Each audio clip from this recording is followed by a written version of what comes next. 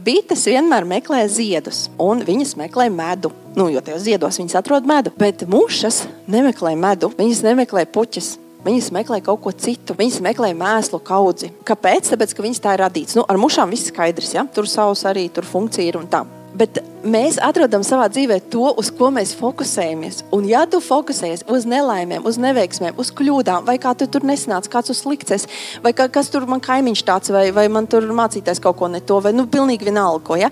Tad tu arī to atradīsi. Tu vienkārši būsi muša. Bet es aicinu, ka mēs esam bites, un ka mēs meklējam to pozitīvo, mēs arī viņu saņemsim, ja?